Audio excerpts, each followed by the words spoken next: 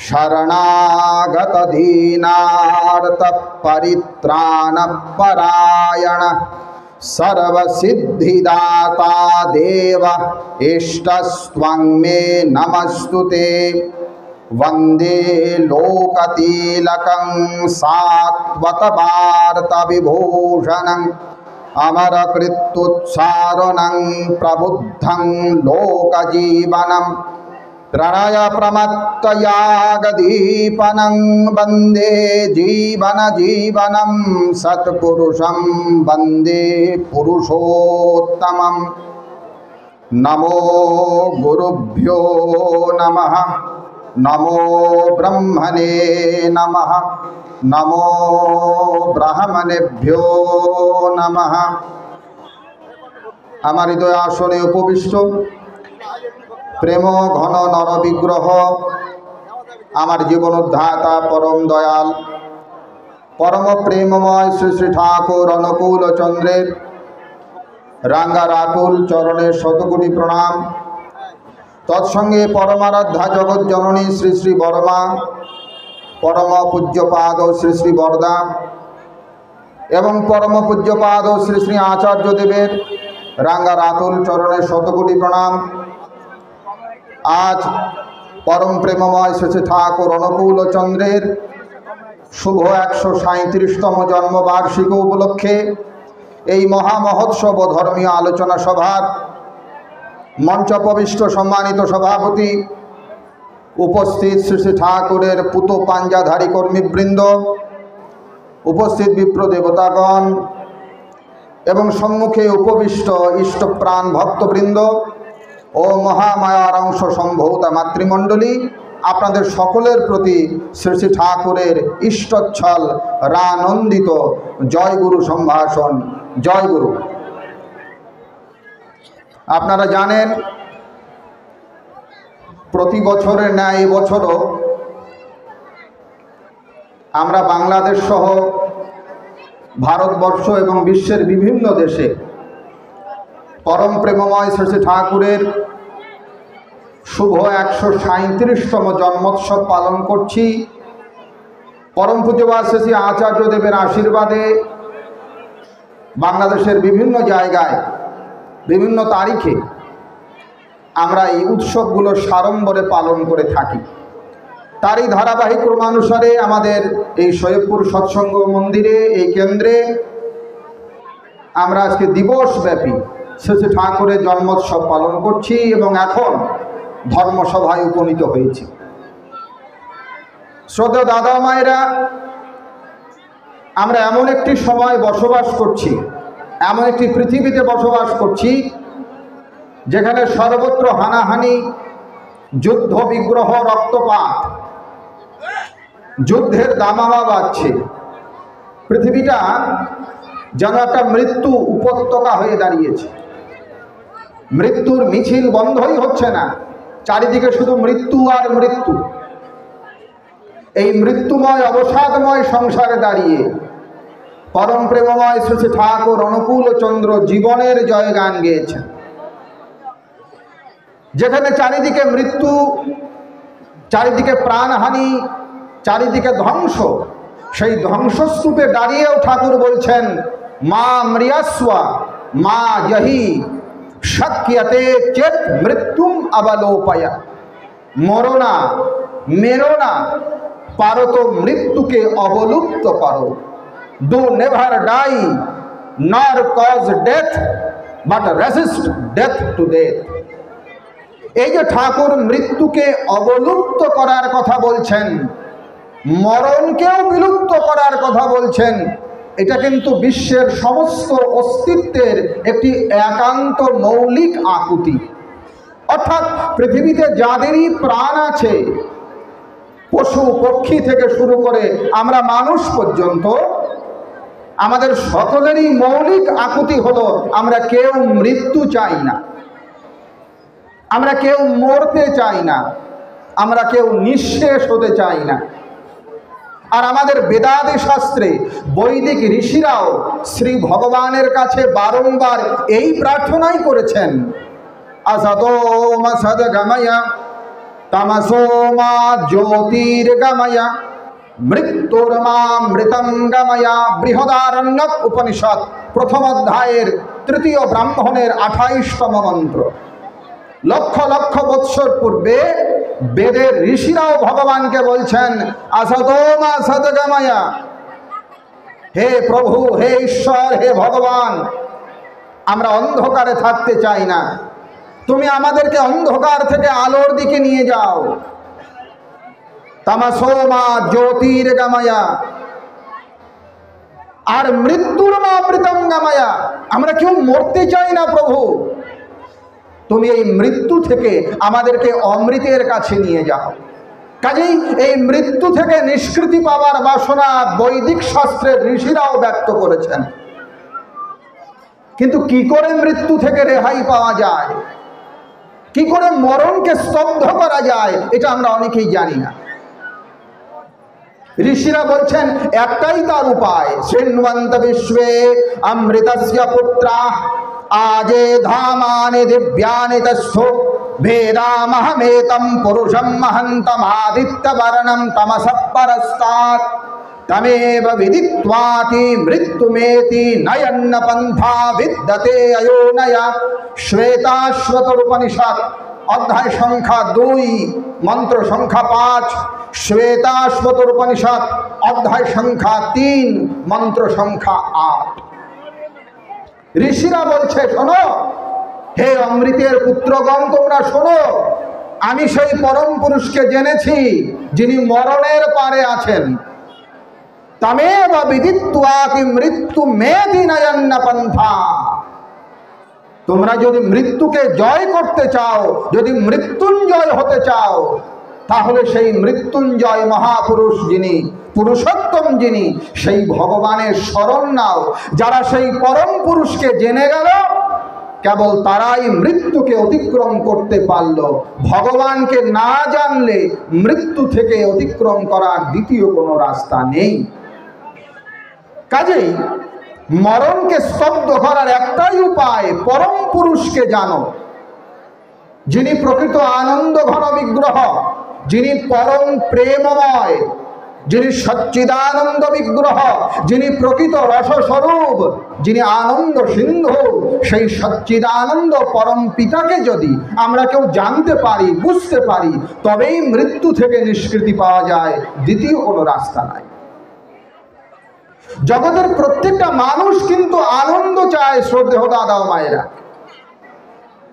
আমরা যেই হই না কেন, ব্রাহ্মণ চণ্ডাল যেই হই না কেন, এমনকি আস্তিক বা নাস্তিকও যদি আমরা হই, তদপিও আমরা সকলেই কিন্তু আনন্দ চাই, ভালো থাকতে চাই, আমরা সুখ চাই। নাহি কশ্চিৎ ক্ষণমপি জাত তিষ্ঠত্য কর্মকৃৎ কার্যতে হি অবশকর্মা সর্বং প্রকৃতিজৈর গুণৈ। শ্রীমদ্ ভগবদ গীতা 3য় অধ্যায় 5ম শ্লোক। দেখুন ভগবান কৃষ্ণ কি বলছে, অর্জুন, এই পৃথিবীতে কোনো মানুষ, কোনো ব্যক্তি, কেউই এক মুহূর্ত কর্ম ছাড়া থাকতে পারে না। নাহি কশ্চিৎ ক্ষণমপি জাত, ক্ষণকালও কেউ কর্ম ছাড়া, কাজ ছাড়া, উইদাউট অ্যাক্টিভিটিস কেউ থাকতে পারে না। এই একই শ্লোক ভাগবত মহাপুরাণে আছে, নাহি কশ্চিৎ ক্ষণমপি জাত তিষ্ঠত্য কর্মকৃৎ কার্যতে হি অবশকর্মা স্বাভাবিকৈর্বলাৎ। ভাগবত 6ষ্ঠ স্কন্ধের 1ম অধ্যায় 53 নম্বর শ্লোক। একই অর্থ। আমরা কেউ এক মুহূর্ত চুপ করে থাকতে পারি না। প্রতি মুহূর্তেই আমাদেরকে কিছু না কিছু করতে হবেই, এটা প্রাকৃতিক নিয়ম। প্রকৃতি জৈর গুণাই, প্রকৃতির নিয়ম। তাহলে আমাদের করতে হবে কাজ, এটাই প্রকৃতির বিধান। তাই আমরা এত যে ছুটাছুটি করছি, এর পিছনে কি কারণ? উদ্দেশ্য ছাড়া কোনো কাজ পৃথিবীতে সংগঠিত হতে পারে না। বেদ বলছে কারণেন বিনা কার্যং ন কদাচন বিদ্যতে। যোগ শিখোপনিষদ 1ম অধ্যায় 37তম মন্ত্র। এর মানে কি? বলে দেখো, কারণ ছাড়া কোনো কাজ হয় না। এই যে আমি কথা বলছি, কারণ আছে। আপনারা বসে আছেন, কারণ আছে। কেউ মাথা চুলকাচ্ছে, তার পিছনেও কারণ আছে। হ্যাঁ, কারণ ছাড়া পৃথিবীতে কিছুই ঘটে না, অসম্ভব। তাহলে আমরা যে এত ব্যস্ত, প্রতি মুহূর্তে দেখবেন সকলেই ছুটাছুটি করছে, কেউ মাঠে যাচ্ছে, কেউ চাকরি যাচ্ছে, কেউ ব্যবসায় যাচ্ছে, কেউ রাজনীতি করছে, কেউ হই হুল্লোড় করছে, কেউ মিষ্টি খাচ্ছে, কেউ মদের দোকানে যাচ্ছে, নানান রকম কাজে সকলেই ব্যস্ত। কেন? কিসের জন্য এত ব্যস্ততা? কারণ কি? আমরা কি চাই? বলে এটা কেমন কথা বললেন, আমরা কি চাই মানে? নানান মানুষ তো নানান কিছু চাইতে পারে। বলে না না না না না, সকল মানুষের একটাই চাহিদা আছে, মৌলিক চাহিদা, এটা সবাই চায়। আর সমস্ত কর্মের পিছনে ওই একটাই উদ্দেশ্য। সেটা কি? ভাগবত মহাপুরাণ বলছে। আমি উত্তর দিচ্ছি, ঠিক আছে, আপনি উত্তর দিন। ভাগবত খুলুন, ষষ্ঠ স্কন্ধের 16তম অধ্যায় 60তম শ্লোক। ভগবান বেদব্যাস বলছেন, সুখায় দুঃখ মোক্ষায় করবাতে দাম্পত্য ক্রিয়া। শোনো, দুনিয়াতে যত মানুষ আছে, আবারও বলছি, যেই হোক, ব্রাহ্মণ চণ্ডাল বৈষ্ণব অবৈষ্ণব, হিন্দু অহিন্দু, আস্তিক হোক আর নাস্তিক হোক, ভাগবতকার বলছেন সকল মানুষের সকল কর্মের পিছনে একটাই উদ্দেশ্য, সুখায় দুঃখ মোক্ষায়। কি করে দুঃখ থেকে রেহাই পাওয়া যায় আর কি করে আনন্দ পাওয়া যায়, সুখ পাওয়া যায়, এইটাই কারণ। আবার ভাগবত বলছে, সুখায় দুঃখ মোক্ষায় সংকল্পা ইহা কর্মিনা। 7ম স্কন্ধের 7ম অধ্যায়ের 42তম শ্লোক। আবার ভাগবত বলছে, কর্মণ্যারভমানানাং দুঃখ হত্যাই সুখায় চ।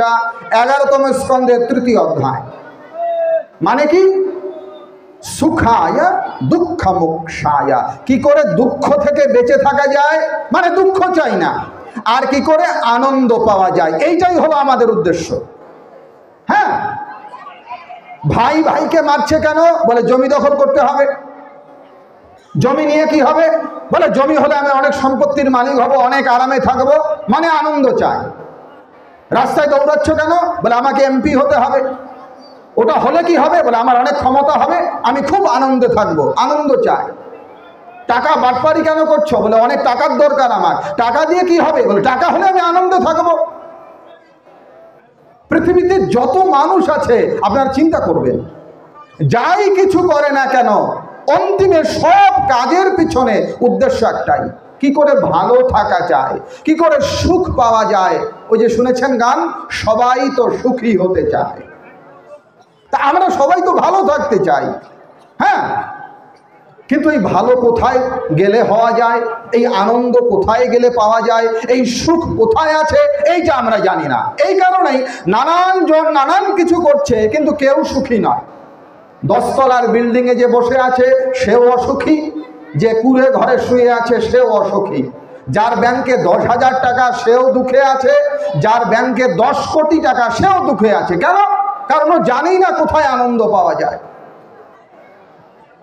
পরম প্রেমময় শ্রী শ্রী ঠাকুর অনুকূল চন্দ্র এইখানেই বাণী দিয়ে বলছেন, অমৃতেরই সন্ততি তুই, অমৃতই তোর জীবন ধারা, মরণ ভজে মরণ খুঁজে হবি কেন সর্বহারা। ঠাকুর বলছেন, তোমরা তো অমৃতের সন্তান, তোমরা বুঝতে পারছো না কোথায় আনন্দ। রসো বৈ সহা রসম হে মায়ম লব্ধ্বানন্দী ভবতি। মন দিয়ে শোনেন, বেদ বলছে, এই কোথায় আনন্দ খোঁজো? ছেলের কাছে, মেয়ের কাছে, বউয়ের কাছে, জমি জমা, টাকা পয়সা, ব্যাংক ব্যালেন্স, বলে ওখানে নাই। হ্যাঁ, यत् पृथिव्यां बृहिर्जवं हिरण्यं बभवस्त्रियः नारमेकं तत्सर्वम् इति मत्वा शवं व्रजेत्। महाभारत দ্রোণ পর্ব 55তম অধ্যায় 8 নম্বর শ্লোক। কি বলল? यत् पृथिव्यां बृहिर्जवं। দেখবেন আমরা ঠাকুরের কাছে আসি, যে যাই, যার কাছেই যায়, আর ঠাকুরের কাছে যায়, কেউ শ্রীকৃষ্ণের কাছে যায়, কেউ মা কালীর কাছে যায়, যার যার যেমন গুরু যেমন ইষ্ট, ওখানে গিয়ে প্রণাম করে, ভক্তি করে, আর মনে মনে বলে, ভগবান কৃষ্ণ আমার এটা চাই, মা কালী আমার ওটা চাই, আমার এ দরকার ও দরকার। এ সকলেরই একই অবস্থা, সবারই। বলে এইটা আর কিছু চাইবো না প্রভু, হে কৃষ্ণ আমি আর কিছু চাই না গোবিন্দ, কেবল আমার মেয়েটার একটা ভালো চাকরিজীবী ছেলের সঙ্গে বিয়ে হলেই বাস, আমি আর কিছু চাই না। তো বিয়ে হয়ে গেল মেয়ের, আবার কৃষ্ণের মন্দিরে যাবে। গোবিন্দ আর কিছু চাই না, বিয়ে তো হয়েছে, এবার একটা খালি নাতির মুখ দেখতে পারলেই বাস, আর কিছু। তো নাতিও হয়ে গেল, আবার গিয়েছে মন্দিরে, বলে নাতি তো হয়েছে কিন্তু ভালো একটা স্কুলে যদি চান্স পায় আর কিছু চাই না। স্কুলে চান্স পেলো, আবার গিয়েছে মন্দিরে, বলে স্কুলে তো চান্স পেলো কিন্তু এসএসসি পরীক্ষায় গোল্ডেন এ প্লাস চাই। গোল্ডেন এ প্লাসও হয়ে গেল, আবার গিয়েছে মন্দিরে, বলে ভালো একটা কলেজে অ্যাডমিশন চাই। কলেজে গেল, বলে ভালো কলেজে হলে হবে না, একটা ভালো রেজাল্ট করা চাই। রেজাল্টও করলো, একটা বিশ্ববিদ্যালয়ে যদি ভর্তি হয়, বিশ্ববিদ্যালয়ে ভর্তি হয়ে গেল, বলে একটা চাকরি যদি সরকারি পায়। তার মানে কি চাহিদার কোনো শেষ নাই। হ্যাঁ, সবার কথা কিন্তু বলছি আমি, অনুকূল ঠাকুরের ভক্ত, রামকৃষ্ণের ভক্ত, শ্রীকৃষ্ণের ভক্ত, কালীর ভক্ত, শিবের ভক্ত, একই অবস্থা। মহাভারত এই জন্য বলছে ইয়াত পৃথিব্যাম বৃহির ইয়াবাম হিরণ্যম পাশাবা স্ত্রীয়াহা। কি বললো? এই পৃথিবীতে যতগুলা ধন সম্পদ আছে, ধন সম্পদ, শস্য দানা, হিরণ্যম সোনা দানা ইত্যাদি, পাশাবা স্ত্রীয়াহা সুন্দরী সুন্দরী মেয়ে, সবগুলো দিয়ে যদি একটা পুরুষকে দেওয়া হয়, মহাভারত বলছে নালমেকম তৎসর্বম ইতি মত্বা সমম ব্রজেত। সব সম্পত্তি পাওয়ার পরে ওই পুরুষটা বলবে আমার আরো চাই। হ্যাঁ, न जातु कामः कामान् उपभोगेन शाम्यति हविषा कृष्णवर्त्मेव भूयो एवा विवर्धते। मनुसंहिता 2য় অধ্যায় 94 নম্বর শ্লোক। ভগবান মনু বলছেন যেমন আগুনে ঘি দিলে আগুন নেভে না জ্বলে, বলো জ্বলে না? হবিষা, হবি মানে হলো ঘি। ভগবান মনু কি বলল? যেমন আগুনে কেউ যদি ঘি দেয় আর ভাবে আমি ঘি দিয়ে আগুন নিভিয়ে দেব, হবে? হবে না। কি হবে? বলে আগুনে যত ঘি দেবে আগুন তত বৃদ্ধিপ্রাপ্ত হবে। ভগবান বলছেন না জাতু কামঃ কামান উপভোগেন শাম্যতি হবিষা কৃষ্ণ বর্তমেব ভূয়ো এবাভিবর্ততে। যেমন আগুনে ঘি দিলে আগুন কখনো নেবে না, এটা উত্তর উত্তর বৃদ্ধিপ্রাপ্ত হয়, সেই রকম কাম্য বস্তুর উপভোগের দ্বারা কখনো বাসনার নিবৃত্তি হয় না, কখনো আশা শেষ হয় না। একটা পূরণ হওয়ার সঙ্গে সঙ্গেই আরেকটা কামনা এসে উপস্থিত হয়। এই জন্য সাবধান হয়ে যাও। ছাড়ো রে মন কি ভবেরও আশা, তাই না? ঠাকুর বলছেন সাবধান হয়ে যাও। आशा पाशोषतैर्बद्धा काम क्रोधोपरायणा इहं ते काम भोगार्थनन्नयेन अर्थ संचयान् इदमद्दमय लब्धमीमं प्राप्स्ये मनोरथम् इदमस्तीदमपि मे भविष्यति पुनर्धनम् अनेक चित्त विभ्रान्ता मोहजाल समवृता प्रसक्ता काम भोगेषु पतन्ति नरकेषु च। श्रीमद् भगवद गीता अध्याय नंबर 16 श्लोक नंबर 12 भगवान कृष्ण बोलছেন সাবধান। অনেক চিত্ত বিভ্রান্তা, আজকে এটা কালকে ওটা, এইটা চাই ওইটা চাই করতে করতে মস্তিষ্ক বিভ্রান্ত হয়ে যায়, আর বারবার জন্ম হয়, বারবার মৃত্যু হয়, আনন্দ কেউ পায় না। এই জন্য যদি প্রকৃত আনন্দ আমরা চাই, যদি সত্যি আমরা ভালো থাকতে চাই, যদি সত্যি আমরা সুখ চাই, তাহলে কি করতে হবে? বেদ বলছে রসো বৈসহ রসম হে বায়ম লব্ধ্বানন্দী ভবতি। তৈত্তরীয় উপনিষদ 2য় অধ্যায়ের 7ম অনুবাকের 2য় মন্ত্র। বেদ বলছে আনন্দ আর কোথাও নাই, রসো বৈসহ। ভগবানই হচ্ছেন আনন্দ স্বরূপ। রসম হে বায়ম লব্ধ্বানন্দী ভবতি। যদি তুমি ভগবানকে পেয়ে যাও তবেই তুমি আনন্দ পাবে, এছাড়া দ্বিতীয় রাস্তা নাই। আবার বেদ বলছে রসম লব্ধ্বা সুখী ভবতি। কঠোরুদ্র উপনিষদ 27তম মন্ত্র। ভগবানই হচ্ছেন আনন্দ, তাকে পেলে তবেই তুমি সুখী হবে।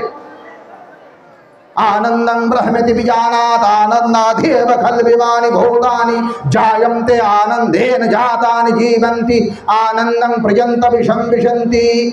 তৈত্তরীয় উপনিষদ তৃতীয় অধ্যায়ের ষষ্ঠ অনুবাকের প্রথম মন্ত্র, আনন্দই ভগবান, আনন্দং ব্রহ্মেতি বিজানাৎ। আনন্দকেই ব্রহ্ম বলে, ব্রহ্মই আনন্দ। আবার বেদ বলছে যতো বাচা নিবর্তন্তে অপ্রাপ্য মনসা সহ আনন্দং ব্রহ্মণো বিদ্বান ন বিভেতি কদাচন। শাণ্ডিল্য উপনিষদ দ্বিতীয় অধ্যায়ের প্রথম মন্ত্র বেদ বলছে ভগবানই হলো আনন্দ। বিজ্ঞানমানন্দং ব্রহ্ম বৃহদারণ্যক উপনিষদ তৃতীয় অধ্যায়ের নবম ব্রাহ্মণের 28তম মন্ত্র ভগবানই হচ্ছেন আনন্দ। তাই পরম পুরুষকে জানো, পরম পুরুষের সঙ্গে যুক্ত হও। আর এই পরম পুরুষের সঙ্গে যুক্ত হওয়ার নাম দীক্ষা। মন দিয়ে শুনুন, পরম পুরুষের সঙ্গে আমি যুক্ত হব, এই সংযুক্তি ঘটানোর নামকেই দীক্ষা বলেছে আমাদের শাস্ত্রে। শ্রী শ্রী ঠাকুর বাংলায় বলছেন কৃষ্টি সাধার প্রারম্ভেতেই গুরুকরণ করতে হয়, গুরুচর্যি অনুশীলনে হয় সার্থক জ্ঞানোদয়। কি বললেন তিনি? বলে ধর্ম কর্ম করবে তো খুব ভালো কথা, কিন্তু প্রথম কি কাজ? কৃষ্টি সাধার প্রারম্ভেতে গুরুকরণ করতে হয়। মানে শুরুর কাজটাই হলো আগে গুরু ধরতে হবে, গুরু লাগবে, এটা প্রথম কাজ। নির্বাণ উপনিষদ বলছে দীক্ষা মানে কি? বলে সংযোগ দীক্ষা, সংযোগ ঘটাচ্ছে আমার সঙ্গে ভগবানের যে সংযোগ, এই সংযোগ স্থাপনের নাম দীক্ষা। আর এটা গুরুর কাছে নিতে হয়।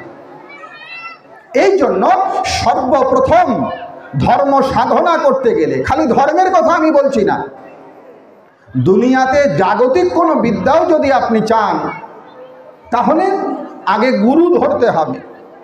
গান শিখতে চাইলে গানের গুরু ধরতে হবে, খেলাধুলা শিখতে গেলে কোচের কাছে যেতে হবে, অঙ্ক শিখতে গেলে অঙ্কের মাস্টারের কাছে যেতে হবে। আপনি যাই শিখতে চান না কেন, সেটা জাগতিক হোক আর আধ্যাত্মিক হোক, কিছু জানতে গেলে, কিছু শিখতে গেলে প্রথম কন্ডিশন হলো কারো কাছে আত্মসমর্পণ করতে হবে। আমাদের শাস্ত্র বলছে তার নাম হলো গুরু। পরীক্ষলোকান কর্মচিতান নির্বেদ মায়া নাস্তৎকৃতঃ কৃতেন তদ্বিজ্ঞানার্থম স গুরু মে ভাবি গচ্ছেৎ সমিত্পানি শ্রোত্রিয়ম ব্রহ্মনিষ্ঠম। মুণ্ডকোপনিষদ বেদ বলছে তদ্বিজ্ঞানার্থম স গুরু মে ভাবি গচ্ছেৎ। যদি জানতেই চাও ভগবানকে, যদি বুঝতেও চাও ঈশ্বরকে, প্রথম শর্ত হলো গুরুর কাছে যাও। বলে কেন গুরু ছাড়া হবে না? বলে না না না, গুরু ছাড়া হবে না। গুরু ছেড়ে যদি ধর্মকর্ম করতে যাও ক্ষতবিক্ষত। কেন? কারণ ধর্মের পথ অত্যন্ত সূক্ষ্ম, অত্যন্ত ধারালো। আমরা যখন ওই নাপিতের দোকানে যাই, আমাদের নরসুন্দর দাদারা বেশ সুন্দর করে মুখ কামিয়ে দেয়, তাই না? বাড়িতেও কেউ কেউ সেভ করে ব্লেড দিয়ে। আগেকার দিনে পাথরের খুর, লোহার খুর, এইসব এখনো খুর আছে, ব্লেড লাগায়। খুর দেখেছেন আপনারা? খুর, তা খুরটা কি ভোতা না ধারওয়ালা? হ্যাঁ জানেন তো খুরটা কিরকম? খুব ধারালো না? একটু অসাবধান হলেই মুখটা কিন্তু কেটে যাবে। এত সুন্দর মুখ খুর দিয়ে সেভ করছেন, একটু অসাবধান হলেই। কেন? কারণ খুরটা খুব তীক্ষ্ণ। আমাদের বেদ কি বলছে? উত্তিষ্ঠতা জাগ্রতা প্রাপ্য বরান নিবোধত সৌরস্য ধারা নিষিদা দুরত্তয়া দুর্গম বধস্তৎ কবয় বদন্তি। কঠোপনিষদ প্রথম অধ্যায় তৃতীয় বল্লীর 14 নম্বর মন্ত্র বেদ বলছে উত্তিষ্ঠতা, ওঠো, জাগ্রতা, জাগ্রত হও। আর কি করব? বলে প্রাপ্য বরান নিবোধতা, একজন মহাপুরুষের কাছে যাও, একজন মহামানবের কাছে যাও। কেন কেন? সুরস্য ধারা নিষিদা দুরত্তয়া দুর্গম বধস্তৎ কবয় বদন্তি। এই ধর্মের পথ সাধারণ নয়, সহজ নয়। যেমন খুরের ধার খুব তীক্ষ্ণ, একটু অসাবধান হলেই মুখ কেটে যেতে পারে, ধর্মের পথ খুব তীক্ষ্ণ। তাই গুরু ছাড়া যদি এই ধর্মের পথে কেউ হাঁটে তাহলে বেতালে পড়ার খুব চান্স আছে, যে কোনো মুহূর্তেই তার পতন হয়ে যেতে পারে। তাই গুরু ধরো। तस्मात् गुरुं प्रपद्येत जिज्ञासु श्रेय उत्तमं शाब्दे परे च निष्णात ब्रह्मण्वसमाश्रयम्। भागवत महापुराण 11তম স্কন্ধে 3য় অধ্যায় এখানেও বলছে গুরু ধরো। बहुनां जन्मनामन्तेन मोक्षेच्छा जायते तदा सद्गुरुमाश्रित्य चिरकाल सेवया बन्धं गच्छेत् प्रयाति। पैंगल उपनिषद 2য় অধ্যায় सद्गुरु के धरो। कर्णधारं गुरुं प्राप्यं तद्वाक्यं प्लववद्दृढम् अभ्यासवासना शक्या तरन्ति भवसागरात्। योग शिखोपनिषद 6ষ্ঠ অধ্যায় 79 নম্বর মন্ত্র गुरु धरो। यदा सद्गुरु कटाक्ष भवति तदा भगवत कथा श्रवण ध्यानादौ श्रद्धा जायते। त्रिपाद विभूति महानारायण उपनिषद गुरु धरो। और गीताते तो बलाई आछे तद विद्धि प्रणिपातेन परिप्रश्नेन सेवया उपदेक्षन्तिस्ते ज्ञानम ज्ञानिनस्तत्वदर्शिना। 4th অধ্যায় 34 নম্বর শ্লোক। এই জন্য শ্রী শ্রী ঠাকুর অনুকূল চন্দ্র বলছেন সব দীক্ষা তো এক্ষুনি নে, ইষ্টেতে রাখ সম্প্রীতি, মরণ তরণে নাম জপে কাটেই অকাল জম্ভীতি। বেশি সময় নাই। হ্যাঁ, সময় কিন্তু আপনার জন্য বসে থাকবে না যে আমার এখনো গুরু ধরা হয় নাই, এখনো দীক্ষা নেওয়া হয় নাই। যে কোনো মুহূর্তে মৃত্যু হতে পারে, যে কোনো মুহূর্তে আমরা যে কেউ মরে যেতে পারি, কেউ জানি না কখন মৃত্যু হবে। এই জন্য ঠাকুর বলছেন সৎ দীক্ষা তুই এক্ষুনি দীক্ষা নিতে হবে। ব্রতেন দীক্ষামাপ্নতি দীক্ষায়ামাপ্নতি দক্ষিণা দক্ষিণা শ্রদ্ধামাপ্নতি শ্রদ্ধয়া সত্যমাপ্যতে। শুক্ল যজুর্বেদ সংহিতা 19তম অধ্যায় বেদেও বলছে। তাহলে গুরুর কাছে গিয়ে তার কাছে সৎ মন্ত্র নিতে হবে। গুরু কে হবেন? না না না না, যে কেউ গুরু হতে পারে না। গুরুকে অবশ্যই তত্ত্বদ্রষ্টা হতে হবে। ওই যে গীতায় বললো না জ্ঞানিনা তত্ত্বদর্শিনা, 2টা কোয়ালিটি দিয়েছেন ভগবান। 4th অধ্যায় 34 শ্লোক। গুরুর 2টা বৈশিষ্ট্য। জ্ঞানিনা, তাকে জ্ঞানী হতে হবে। আর খালি জ্ঞানী হলেও হবে না, তত্ত্বদর্শিনা, তত্ত্বদ্রষ্টা হতে হবে।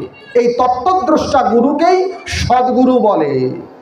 सएव सद्गुरु यस्याद सद सद ब्रह्मवित्तमः तस्य स्थानानि सर्वाणि पवित्राणि न संशया। गुरु गीता।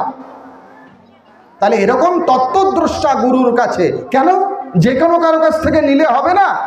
বলে না না, সেটা হবে না।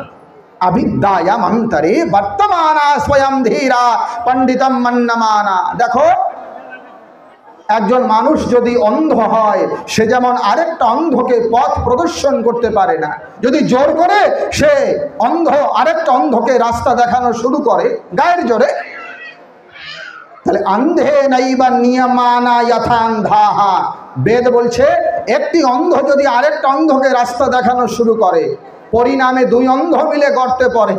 তদ্রূপ যার নিজের অবিদ্যা এখনো দূর হয়নি, যে নিজে এখনো তত্ত্বদ্রষ্টা হতে পারেনি, যার পরপারকে উদ্ধার করবার মতো শিষ্যকে ক্ষমতা অর্জিত হয়নি, সে যদি গুরু হয় তাহলে গুরু এবং শিষ্য উভয়েরই দুর্গতি প্রাপ্ত হয়।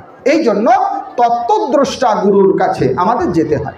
এই তত্ত্বদ্রষ্টা গুরু, তাকে সদ্গুরু বলা হয়। ভক্তমণ্ডলী, সদ্গুরু শরণাপন্ন হও। ঠাকুর এই জন্যই বলছেন সৎনাম মনন করো, সৎসঙ্গের আশ্রয় গ্রহণ করো।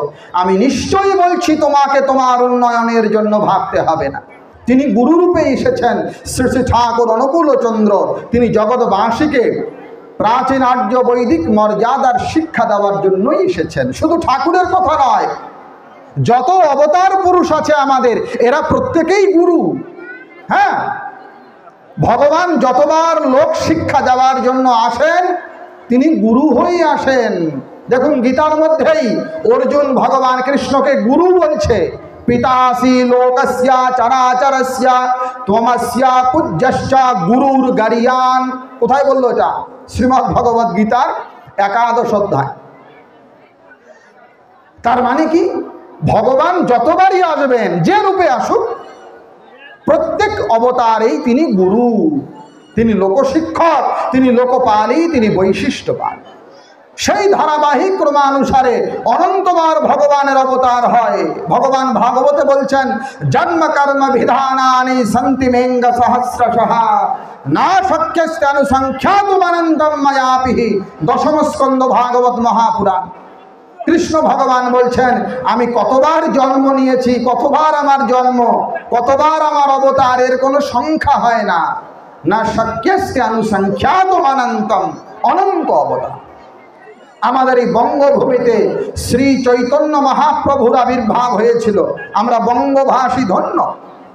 তিনি হরিনামের প্লাবনে জগৎকে প্লাবিত করে দিয়েছিলেন। তাই চৈতন্য মহাপ্রভুকে আমরা নামাবতার বলি, প্রেমাবতার বলি। মহাপ্রভু নামের বন্যায় জগৎকে প্লাবিত করছেন, তিনিও গুরু। সেই শ্রী চৈতন্য মহাপ্রভু যখন সংসারে থেকে প্রচার কার্যে বিঘ্ন অনুভব করলেন, তিনি সন্ন্যাস নেবেন এমন বাসনাও করলেন। তিনি সন্ন্যাসীও হয়েছিলেন। চৈতন্যদেবের জীবনীতে এগুলো বর্ণনা পাওয়া যায়। জগৎবাসীকে নাম ধর্ম, প্রেম ধর্ম শিক্ষা দেওয়ার জন্য প্রেমাবতার হয়েছিলেন গৌরাঙ্গদেব। চৈতন্যদেবের পরে এই বঙ্গভূমিতে আরেকজন আবির্ভূত হয়েছিলেন, যাকে আমরা সমন্বয় আচার্য বলি। তার নাম শ্রীরামকৃষ্ণ পরমহংসদেব। সমন্বয় আচার্য কেন বলি? না, তিনি বিরোধের সমাধান করেছিলেন। এ বলছে আমার মত ঠিক, তোমার মত ভুল। ও বলছে আমার মত ঠিক, তোমার মত ভুল।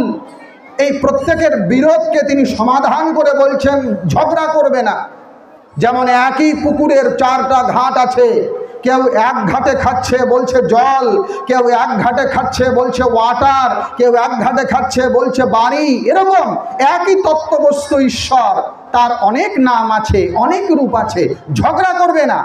এই বিবাদকে নিরসন করবার জন্য সমন্বয় সাধন করলেন যিনি, তার নাম শ্রীরামকৃষ্ণ পরমহংসদেব। এই রামকৃষ্ণদেব যখন লীলা সংবরণ করলেন, তার 2 বছর পরে এই বঙ্গভূমিতে আবার লোকপালই শিক্ষা দিতে, বৈশিষ্ট্য পালই শিক্ষা দিতে, আর্য কৃষ্ণকে পুনরায় স্থাপিত করবার জন্য পরম প্রেমময় শ্রী শ্রী ঠাকুর অনুকূলচন্দ্র আবির্ভূত হয়েছেন, যাকে নিয়ে আমরা উৎসব করছি। ভক্তমণ্ডলী, শ্রী শ্রী ঠাকুর অনুকূলচন্দ্রের ধর্ম দর্শন কি, তিনি কি এমন ধর্ম শিক্ষা দিয়েছেন যার জন্য তাকে নিয়ে আমরা এত মাতামাতি করছি? আমাদের পূর্ব বেদ, উপনিষদ, গীতা, ভাগবত সব কিছুই তো ছিল। আবার নতুন করে শ্রী শ্রী ঠাকুর অনুকূলচন্দ্র নতুন কি কোনো ধর্মটর্ম নিয়ে আসলেন? না, শ্রী শ্রী ঠাকুর অনুকূলচন্দ্র কোনো নতুন ধর্ম নিয়ে আসেন নাই। কেননা ধর্ম কখনো নতুন পুরাতন হয় না। ধর্ম চিরকালই এক। আমরা বলছি আমাদের ধর্মের নাম হলো সনাতন ধর্ম।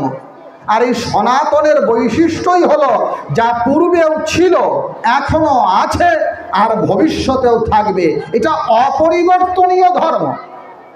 এই কারণে ধর্ম কখনো বহু হয় না, ধর্ম অনেক হয় না, ধর্ম একটাই। আর ঠাকুর অনুকূলচন্দ্র কোনো নূতন ধর্ম শিক্ষা দিতে আসেন নাই। তাহলে কেন এসেছেন?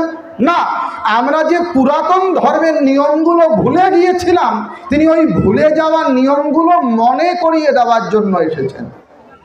কেউ একজন বলে গেল যে না না না, ওই ঠাকুর অনুকূলচন্দ্র এ তো আমাদের সনাতন ধর্মের নিয়ম মানে না, আরে এ কোনো নারায়ণ পূজাই করে না।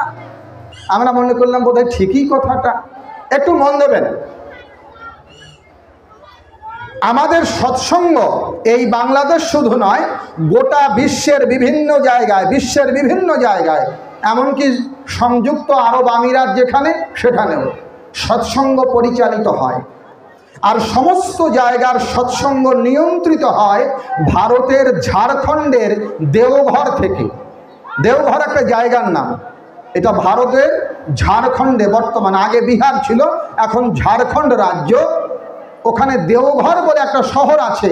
সেইখানে ঠাকুর বাড়ির থেকে আচার্যদেবের নির্দেশে এই সৎসঙ্গ গোটা বিশ্বে পরিচালিত হয়। আপনারা কেউ যদি কোনোদিন দেওঘরে যান, আমাদের সৎসঙ্গ ঠাকুর বাড়িতে যাবেন, দেখবেন সৎসঙ্গ নগরের ভিতরে, ওখানে একটা সৎসঙ্গ নগর মানে গোটা এরিয়া সৎসঙ্গ নগর বলা হয়। সেইখানে একটা জায়গা আছে, জায়গাটার নাম হলো বেদ ভবন। বেদ ভবন। ওখানে কি হয়? ওখানে প্রতিদিন নারায়ণের শালগ্রাম শিলার পূজা হয় চন্দন তুলসী পাতা দিয়ে। প্রতিদিন ওখানে কি হয়? ওখানে প্রতিদিন বেদ পাঠ হয়। প্রতিদিন ওখানে কি হয়? ওখানে অগ্নিহোত্র যজ্ঞ হয়। জায়গাটার নাম হলো বেদ ভবন। আবার আপনারা যদি আমাদের সৎসঙ্গ ঠাকুর বাড়ির ভেতরেও যান, খুব মন দিয়ে শুনবেন কিন্তু, সেইখানে আমাদের সৎসঙ্গ ঠাকুর বাড়ির ভেতরেও নারায়ণ শিলা মানে শালগ্রাম শিলার পূজা হয়। একদিন দুই দিন নয়, প্রতিদিন হয়। এবং ভগবান শিবের শিবলিঙ্গ বানেশ্বর লিঙ্গর পূজা হয়। শ্রী শ্রী ঠাকুর অনুকূলচন্দ্র তিনি যতদিন ছিলেন নরশরীরে প্রতি বছর তিনি মা সরস্বতীর পুজো করতেন, উপবাস থেকে অঞ্জলি প্রদান করতেন প্রতি বছর। দেওঘরে দ্বাদশ জ্যোতির্লিঙ্গের একটা জ্যোতির্লিঙ্গ আছে, বাবা বৈদ্যনাথ বলা হয়। দ্বাদশ জ্যোতির্লিঙ্গ মানে গোটা ভারতবর্ষে 12টা জ্যোতির্লিঙ্গ আছে, মোট 12টা। তার মধ্যে একটা ওইখানে আছে, তার নাম বৈদ্যনাথ। সেই বৈদ্যনাথ বাবার প্রতিদিনের স্নান করা যে জল, সেই জল আমাদের ঠাকুর বাড়িতে আসে, এখনো আসে। শ্রী শ্রী ঠাকুর অনুকূলচন্দ্র যতদিন নরশরীরে ছিলেন প্রতিদিন সেই বৈদ্যনাথের পাণ্ডা পূজারী শিবের স্নান করা জল ঠাকুরের কাছে নিয়ে আসতেন। ঠাকুর সেটা ভক্তি ভরে পান করতেন। এই জন্য যারা অপপ্রচার করে এরা জানে না, অজ্ঞতার বশীভূত হয়ে এরকম তারা কথা বলে। এটা আমি কেন বললাম আপনাদের, যে আমরা কোনো নূতন ধর্ম আনিনি তো, সেই প্রাচীন ধর্মটাই আমরা আর্য কৃষ্টির বিধান অনুসারে পালন করার চেষ্টা করছি। এজন্য শ্রী শ্রী ঠাকুর তার বাণীতেই বলেছেন, পূর্বপুরুষ চেতন ধারা ধর্মে যদি ছাড়তে হয়, জোর গলাতে বলছি আমি নিছক সেটা ধর্ম নয়।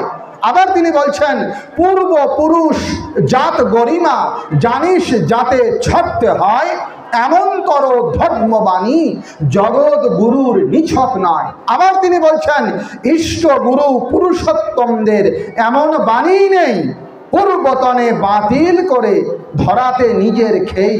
এই কারণে আমরা বাতিল করতে আসি নাই শ্রদ্ধেয় ভক্তমণ্ডলী। শ্রী শ্রী ঠাকুর কি দেখলেন? ঠাকুর দেখলেন আমরা আমাদের আর্য ঋষিদের ভুলে গিয়েছি, আর্য ঋষিদের বলা বিধানকে মানছি না। এজন্য আর্য পরম্পরাকে জাগরণ করার আন্দোলন তিনি করেছেন, আর্য কৃষ্টিকে বাঁচানোর তিনি আন্দোলন করেছেন। আর্য ঋষিদের মহিমাকে আমরা যেন বুঝতে পারি, অনুধাবন করতে পারি, এজন্য অসংখ্য বাণী শ্রী শ্রী ঠাকুর দিয়েছেন। উদাহরণ কি, আমি কয়েকটা আপনাদের শোনাই।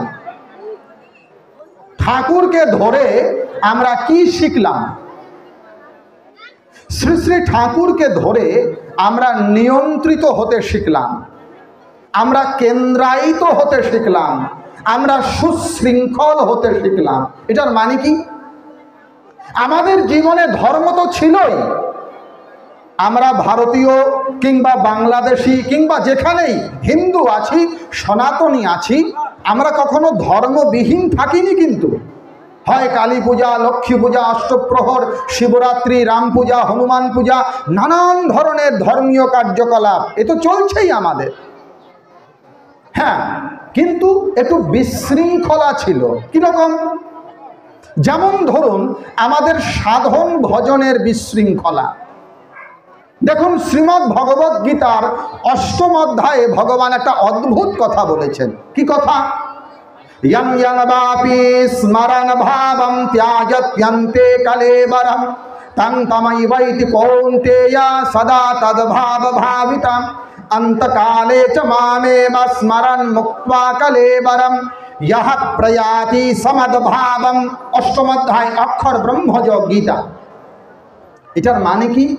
বলে দেখো, यं यं वापि स्मरन् भावं त्याजत्यन्ते कलेवरं। মন দিয়ে শোনো, মানুষ যেমন চিন্তা করতে করতে মরবে, অর্থাৎ মৃত্যুর সময় মানুষ যেমন চিন্তা করতে করতে দেহ ছাড়বে, ওই ভাব অনুসারে তার পরবর্তী গতি নির্ধারিত হবে। কীরকম? একটা উদাহরণ দেই। আপনারা বসে আছেন এখানে আমাদের সৎসঙ্গ মন্দিরে বসে আছেন, তো এখানে ঠাকুরের ছবিও আছে, আবার আপনারা আমার কাছে ধর্ম কথাও শুনছেন।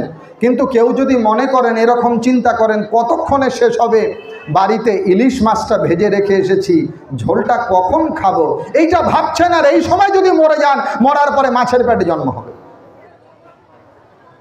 হ্যাঁ, ওই যে ইলিশ মাছ করতে করতে আপনি আছেন মন্দিরে ঠাকুরের ছবির সামনে, শুনছেন বেদের কথা, কিন্তু চিন্তা করছেন ইলিশ মাছ, মরার পরে ইলিশ জমি। यं बापी स्मरण भावम त्यजत्यन्ते कलेबरम तং তমাই বৈতি কৌন্তেয়া। ভগবান বলছেন, যেমন ভাবনা নিয়ে মানুষ মরবে, মরার পরে তেমন জায়গায় যেতে হবে। এই জন্য জপ তপ যাই না করো, মরণে হুঁশিয়ার। তাহলে মরণকালে আমার ভগবানের যেন স্মরণ থাকে। আমরা বলি না, মরণে স্মরণ যেন থাকে। তাহলে মরণে স্মরণ কেমন করে হবে? মরণকালে ভগবান, একজন বলে, কেন? আরে ছেলের নাম রেখে দেবে নারায়ণ, মেয়ের নাম রেখে দেবে লক্ষ্মী, হয়ে গেল। ওই যে অজামিলের গল্প শোনেননি আপনারা ভাগবতে? অজামিল নামে নাকি একজন পাপী ছিল, অজামিল পাপী ছিল, নারায়ণে উদ্ধার পেল, তার ছেলের নাম রেখে দিয়েছে নারায়ণ। তো মরার সময় যখন যমদূতেরা দেখেছে, তখন ভয়ে ভয়ে বলছে বাবা নারায়ণ, আর বলেছে, আর উদ্ধার পেয়েছে, তাই না? গল্প শুনেছেন আপনারা? এটা সঠিক নয়। অজামিল তখন মরে যায়নি, কিন্তু যারা ভাগবত পড়েছেন আরেকবার গিয়ে ভাগবতটা দেখবেন। অজামিল পূর্ব জন্মেও ভগবানের জপ তপ করার অভ্যাসী সাধক ছিলেন, এবং সেই জন্মেও তিনি সাধক ছিলেন। কোনো কারণে বেশ্যাসক্ত হয়ে গেলেন, পথভ্রষ্ট হয়ে গেলেন, আর তাকে উদ্ধার করার জন্য ভগবান নাটক তৈরি করলেন। অজামিল কিন্তু তখন মরে নাই, ওই নারায়ণ তার ছেলের নাম রেখেছিল। যমদূতেরা বলল নামেই উদ্ধার পাবে। অজামিল বুঝতে পারলো, তাই নাকি, একবার নারায়ণ বললেই উদ্ধার। আবার যখন চেতনা পেল, অজামিল আবার চলে গিয়েছিল, আবার তপস্যা করেছে। এই তপস্যা করার পরে তার উদ্ধার হয়েছে। কাজেই এমনটা ভাববেন না যে বেটার নাম, বড় ছেলের নাম নারায়ণ, ছোট ছেলের নাম রাম, মেজ ছেলের নাম কৃষ্ণ রাখলেই মরার সময় আপনার হরি কৃষ্ণ রাম একটা তো আসবেই না।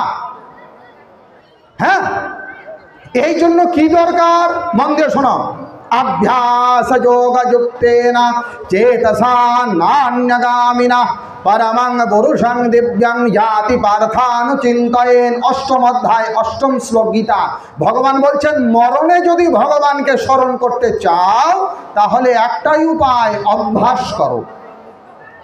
ঠাকুরকে ধরে আমরা দুই বেলা এই সাধন ভজনের অভ্যাসটা শুরু করলাম। ঠাকুরকে ধরে কি পেলাম বলছিলাম না? ঠাকুরকে ধরে আমরা দুই বেলা নিয়ম মতো সকালে আর সন্ধ্যায় দুই বেলা এই প্রার্থনা করা, নাম ধ্যান করার অভ্যাসটা শুরু করলাম দুই বেলা। আপনারা বলবেন কেন, আমাদের শাস্ত্রে তো ত্রিসন্ধ্যার কথা আছে। হ্যাঁ, ত্রিসন্ধ্যা খুব ভালো, কিন্তু সকলেই ত্রিসন্ধ্যা করতে পারে না।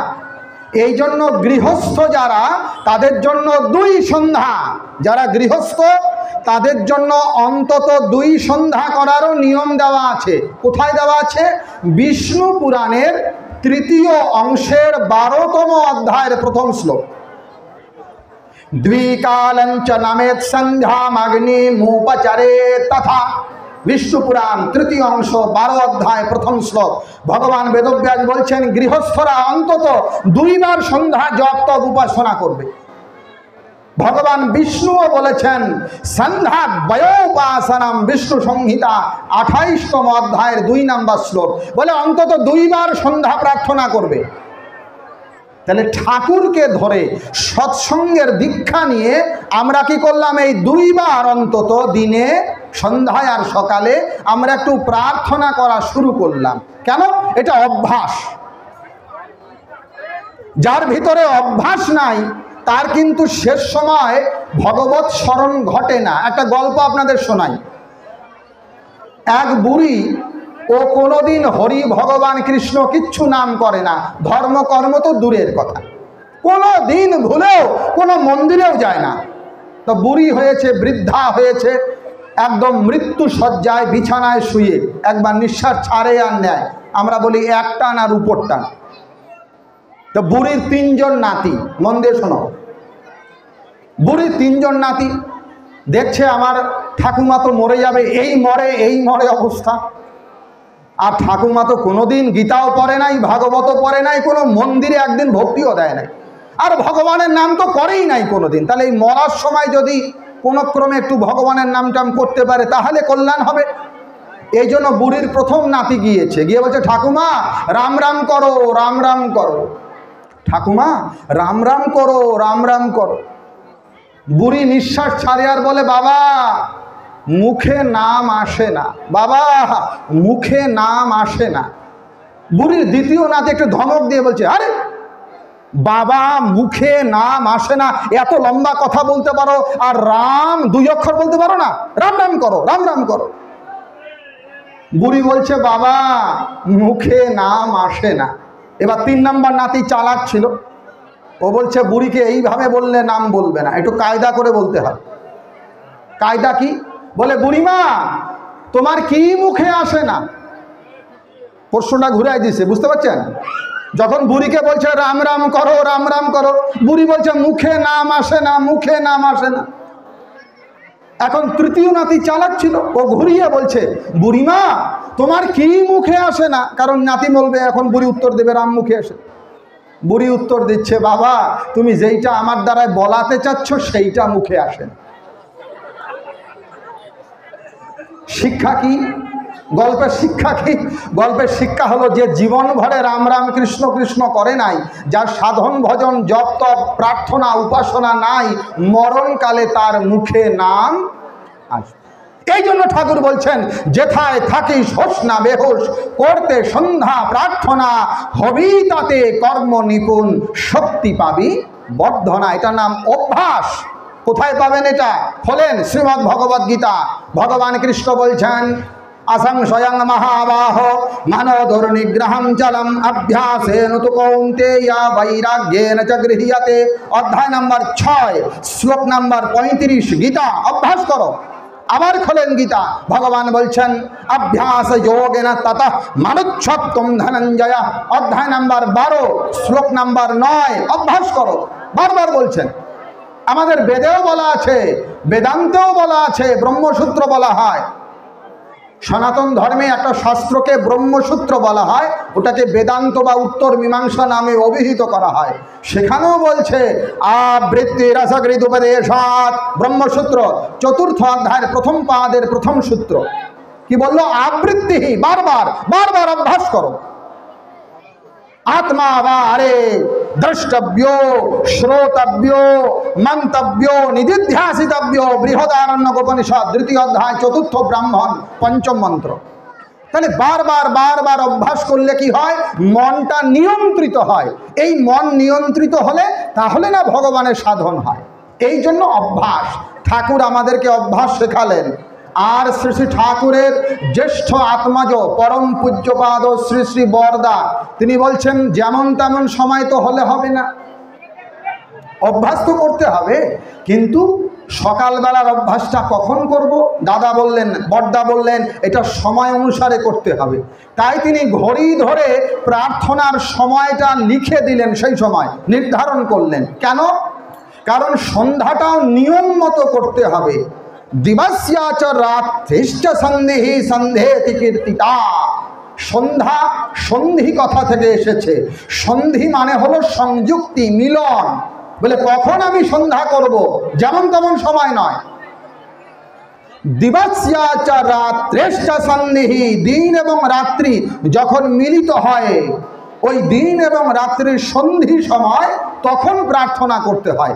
এ কারণে শ্রী শ্রী ঠাকুরের জ্যেষ্ঠ আত্মজ পরম পূজ্যপাদ শ্রী শ্রী বরদা ভৌগোলিক অবস্থান বিচার করে জ্যোতির্বিজ্ঞানীদেরকে নিয়ে তিনি সময় নির্ধারণ করে দিয়েছেন।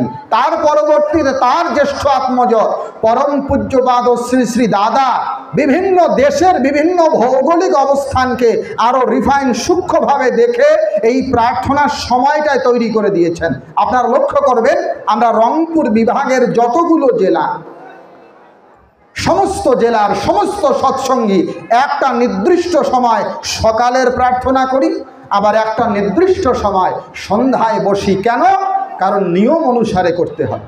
তা ঠাকুরকে ধরে কি হলো, এই এলোমেলো কেউ সকাল 8টায় করছে, কেউ 9:30টায়, কেউ 10টায়, না, এই এলোমেলো না করে একটা সুশৃঙ্খল জীবন পদ্ধতি, সাধন পদ্ধতি আমরা পেলাম, নতুন কিছু না। ঠাকুরকে ধরে আমরা কি পেলাম? আমরা উপাসনা পদ্ধতি পেলাম, যে উপাসনা পদ্ধতি আমাদের বেদে, আমাদের উপনিষদে, এমনকি গীতাতেও বলা হয়েছিল, আমরা করি নাই। হ্যাঁ, বেদেও বলছে ভ্রবার মধ্যে ললাটস্তু নাসিকায়াম তু মূলতঃ অমৃতস্থানম বিজানিয়াৎ বিশ্বাস্যায়তনম মহৎ। ধ্যান বিন্দু উপনিষদ বলে এই ভ্রু যুগলের মাঝখানে যে স্থান আছে এখানে অমৃত আছে। ওই যে বললাম অমৃত চাই, সেটা সাধনা কি? বেদ বলছে ভ্রুবার মধ্যে ললাটস্তু নাসিকায়াম তু মূলতঃ। আমাদের বৈষ্ণব বাবাজিরা যেমন তিলক দিচ্ছে দেখছেন, নাসিকায়াম তু মূলতঃ, এইখানে ডগায় নয়, এই মাঝখানে, এই জায়গাটার নাম বলা হয় আজ্ঞা চক্র। ঠাকুরকে ধরে এই সাধন পদ্ধতিটা আমরা করছি, এই হলো ঠাকুরকে ধরার ফায়দা। আর কি? তিনি যে ধর্মটা আমাদের দিলেন, এই ধর্মে কাউকে হিংসা করা তিনি বললেন না, কাউকে বাদ দেওয়ার কথা বললেন না। শুধু তাই নয়, বিশ্বজনীন কথা তিনি বললেন, সর্বজনীন কথা তিনি বললেন। তিনি বললেন ধর্ম কি? ধর্ম বলে তাই নিজের বাঁচা বাড়ায় যাতে অন্যে যোগান পায়। ধর্ম মানে কি? নিজের বাঁচা বাড়ায় যাতে অন্যে যোগান পায়, এটাই ধর্ম। আপনারা অবাক হয়ে যাবেন, যারা ভগবান টগবান মানে না, আমরা সাধারণ ভাষায় তাদেরকে নাস্তিক বলি। নাস্তিক মানে ভগবান টগবান মানে না। এই আমাদের বাংলাদেশের একজন বড় মাপের ব্যক্তিত্ব ছিলেন, যিনি ওই ভগবান টগবান মানতেন না, তার নাম বলবো না, ওনার একটা বিখ্যাত বই আছে। তিনি সেখানে বলছেন এই বর্তমান সময়ে আমাদের প্রত্যেকের কর্তব্য কি। উনি কিন্তু নাস্তিক, ভগবান মানে না। তিনি বলছেন বর্তমান সময়ে আমাদের কর্তব্য কি, বলে বাঁচো আর বাঁচতে দাও। তার ভাষায় বাঁচো আর বাঁচতে দাও। আমি অবাক হয়ে গেলাম ওই বই পড়ে, নাস্তিকের বই। আরে কি বলে বাঁচো আর বাঁচতে দাও, এইটাই তো ধর্ম। ধর্ম ধারয়তে সর্বং অস্তি বৃদ্ধি প্রসাধনে येनात्मनस्तथान्येषं বর্ধনম প্রতিতর্পণে। ধর্ম আর কিছুই নয়, येनात्मनस्तथान्येषं বর্ধনম। যা করলে, যা বললে, যা অনুশীলনের মধ্য দিয়ে আমিও বেঁচে থাকি, আমার প্রতিবেশী, আমার পারিপার্শ্বিক যারা, তারাও বেঁচে থাকে, আমারও কল্যাণ হয়, জগতের সকলের কল্যাণ হয়, তাই তো ধর্ম। আপনারা বলুন তো, এটা কে না মানে? সারাদিন যে ভগবানকে গালি দিবে সেও এটা মানতে বাধ্য যে আমিও ভালো থাকবো, তুমিও ভালো থাকো, এইটাই ধর্ম। এই জন্য ঠাকুর অনুকূল চন্দ্র বলছেন বাঁচা বাড়ার মর্ম যা ঠিকই জানিস ধর্মতা। ধর্মে সবাই বাঁচে বাড়ে, সম্প্রদায়টা ধর্ম নারে, অন্যে বাঁচায় নিজে থাকে, ধর্ম বলে জানিস তাকে। গল্প শোনেন, দেবতা আর দৈত্যের গল্প। আপনারা কি জানেন দেবতাদের বাবার নাম কি জানেন? মহর্ষি কশ্যপ। আর দৈত্যদের বাবার নাম কি? তারও নাম মহর্ষি কশ্যপ। অর্থাৎ ঋষি কশ্যপের দুইজন স্ত্রী, একটার নাম দিতি আর একটার নাম কি অদিতি, দুইজন স্ত্রী। তাই একজন স্ত্রীর গর্ভে দেবতার জন্ম হয়েছে, আরেকজন স্ত্রীর গর্ভে দানব মানে অসুরের জন্ম হয়েছে। তা দেবতার দৈত্য দুইজনারই বাবাকে কশ্যপ। এখন একজন বাবার যদি দুইটা ছেলে হয়, ভালো করে শোনো, একজন বাবার যদি দুইজন ছেলে হয় আর এই বাবার যদি কোনো সম্পত্তি থাকে, সেই সম্পত্তিতে কি দুই ছেলেরই অধিকার হবে না এক ছেলের অধিকার হবে? হ্যাঁ, দুই ছেলেরই হবে। তাহলে যদি দেবতা আর দৈত্য দুইজনই একটা বাবারই সন্তান হয়, তাহলে দৈত্যরা নরকে থাকবে, পাতালে থাকবে, আর দেবতারা কেন স্বর্গে থাকবে? দুইজনারই তো স্বর্গে থাকার কথা, তাই না? এই দাবিটা নিয়ে গেল দৈত্যরা। গল্প এটা বলছি আপনাদের। ব্রহ্মার কাছে গেল। কারা গেল? দৈত্যরা। কি, কেন এসেছ? বলে আমাদের অবিচার করা হচ্ছে। আমাদের দেখুন এখন বৈষম্য চলছে, বৈষম্য বিরোধী এইরকম। বলে আমাদের বৈষম্য করা হয়। কি বৈষম্য? বলে আমাদেরও বাবা কশ্যপ, দেবতাদের বাবাও কশ্যপ। দেবতারা স্বর্গে থাকে, আমরা কেন থাকি না? আর যদিও আমরা কোনো কারণে কোনো রকম উপায় টুপায় করে স্বর্গে যাই, আপনারা যুক্তি করে আমাদের বাড়ি করে দেন। ব্রহ্মা বিষ্ণু মহেশ্বর সবাই দেবতাদের পক্ষ নেয়। আমাদের কি দোষ? আমাদের কি শক্তি নাই? কেন আমাদের বঞ্চিত করা হয়? দেবতারাই কেন স্বর্গে থাকে? এটা অবিচার, বিচার করতে হবে। ব্রহ্মা বলছে মাথা ঠান্ডা করো, বিচার করব। কবে বিচার করবেন? বলে বেশি দেরি নয়, আগামীকালকেই বিচার করব। তবে দুপুর সময় আসবে। দুপুর সময় যখন খাওয়া দাওয়া, দেখুন এই যে পিছনে খাওয়া দাওয়া হচ্ছে, কীরকম গণ্ডগোল চলছে, এরকম। বলে যখন দুপুর সময় হবে, ওই খাওয়া দাওয়ার সময় তোমরা আসো, তোমরাও, তোমাদেরকেও রাখবো আর দেবতাদেরকেও রাখবো, তারপরে বিচার করব। দৈত্যরা খুশি, ঠিক আছে ঠিক আছে। দুপুর সময় দৈত্যরাও গিয়েছে, দেবতারাও গিয়েছে। কোথায় গেল? ব্রহ্মার ওখানে, ব্রহ্মলোকে গিয়ে বলছে ব্রহ্মা এবার বিচার করেন। ব্রহ্মা বলছে আরে এখনই এত তাড়াহুড়ো কি আছে? আগে খাওয়া দাওয়া হোক, তোমাদের জন্য এত রান্নাবাড়ি করা হয়েছে, আগে খাওয়া দাওয়া হোক, তারপরে বিচার। কে আগে খেতে বসবে? দৈত্যরা এবার হরতাল করে দিল যে আমাদেরকেই আগে দিতে হবে, কারণ বারবার দেবতারা ফার্স্ট হবে, এইটা আমরা মানব না। বারবার দেবতারাই এক নম্বর হবে, আমরা প্রথম খাবো, আমাদেরকে দিতে হবে। ব্রহ্মা বলছে ঠিক আছে, তথাস্তু, তোমাদেরকেই দেব, তোমরাই আগে বসে পড়ো। তা দেবতারা অপেক্ষা করলো, দৈত্যরা খাওয়ার লাইনে বসে গেল, পংক্তি ভোজন। আপনারা যেমন এক লাইন করে এই যে দাদারা বসেছেন, এই রকম লাইন করে বসে গেছে। তাদের সামনে বড় বড় সোনার থাল দেওয়া হয়েছে। এইবার ভালো ভালো খাবার, একেবারে মন্ডা, মিঠাই, পায়েস, বিভিন্ন প্রকার তরকারি, নানা কিছু দিয়েছে দৈত্যদের সামনে। এবার দৈত্যরা যেই খাবার খেতে যাবে, ব্রহ্মা বলছে দাঁড়াও দাঁড়াও দাঁড়াও দাঁড়াও। আমাদের ব্রহ্মলোকে একটা নিয়ম আছে, খাওয়ার আগে একটা নিয়ম পালন করতে হয়। কি নিয়ম? ব্রহ্মা তার চাকর বাকর সেবকদের আদেশ করলেন, যাও। ব্রহ্মার সেবকরা গেল দৈত্যদের কাছে, গিয়ে বলছে তোমাদের হাত দুইটা সোজা করো। আমার দিকে দেখান। দৈত্যদের বলছে তোমাদের হাত দুইটা সোজা করো। সোজা করেছে। এইবার কি করেছে? এই হাতের কবজি থেকে শুরু করে হাতের এই শোল্ডার, কনুই, এই কি বলে, কাঁধ পর্যন্ত একটা লম্বা লাঠি দিয়েছে। আর এই লাঠি দিয়ে দড়ি দিয়ে শক্ত করে হাতটা বেঁধেছে। লক্ষ্য করেন, মনে মনে মনে করেন আপনাদের এই অবস্থা। এই হাতের কবজি থেকে এই কাঁধ পর্যন্ত লম্বা লাঠি, দুই দিকে দুইটা দিয়ে, তার উপরে দড়ি দিয়ে শক্ত করে পেঁচিয়ে দিয়েছে দুই হাত। এইবার ব্রহ্মা বলছে খাওয়া শুরু করো। খাওয়া যাবে? হাত কিন্তু খোলা আছে, এইটুক খোলা আছে, ধরা যায়, ধরা যায়। খেতে পারবে? কেন খেতে পারবে না? কারণ খাবার তো ধরতে পারবে, হাতটা ভাঁজ করতে, হাতটা তো বাঁধা, তাই না? বুঝতে পারছেন আমার কথা? আচ্ছা, তো দৈত্যদের ওইভাবে বলেছে খাওয়া শুরু করো। এখন এত লোকের সামনে, দেবতাদের সামনে মান সম্মানে ব্যাপার।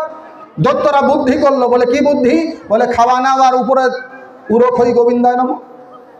তা দৈত্যরা এইভাবে খাবার নিল আর উপরে ছোড়া শুরু। হাত তো ভাঁজ করা যায় না, খাবার নিচ্ছে আর উপরে দিচ্ছে আর হাঁ করে। সব কি আর মুখে পড়ে? কোনটা চোখে, কোনোটা কানে, কোনোটা গায়ে, পুরা শরীর একেবারে খাবার দিয়ে একদম সারা বারা হয়ে গেল। খাওয়াও হলো না। দৈত্যরা রেগে গেল। হ্যাঁ, আমাদেরকে ডেকে না অপমান। মনে মনে কিছু বলতে পারছে না ব্রহ্মা। বলে আমাদের খাওয়া হয়ে গেছে, আর খাওয়া লাগবে না, এইবার দেবতাদের বসাও। দৈত্যরা মনে মনে ভাবছে আমাদের তো এই অপমান হলো, কিন্তু বেটা দেবতাদের তো একই দশা হবে। ব্রহ্মা বলে কি? আমাদের যেমন নিয়ম এদেরও তো একই নিয়ম। বলে হ্যাঁ, একই নিয়ম। ঠিক আছে। দৈত্যরা মনে মনে ভাবছে হোক, আমাদের খাওয়া না হয় নাই, আমাদের বেজ্জতি হোক হোক, এদেরও বেজ্জতি করব। দেখবেন আমাদের সমাজে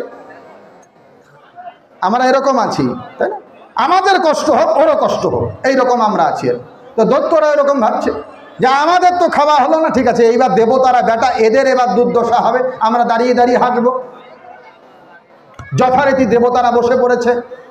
তাদেরকেও সোনার থালা দেওয়া হলো, তাদেরকেও নানা প্রকার অন্ন ব্যঞ্জন মিষ্টি মন্ডা দেওয়া হলো, তাদেরও হাত দুইটা সামনে রাখা হলো, তাদেরও হাতগুলো বেঁধে দেওয়া হলো। ব্রহ্মা বলল, দেবতা খাওয়া শুরু করো। এইবার দেবতারা কি করলেন?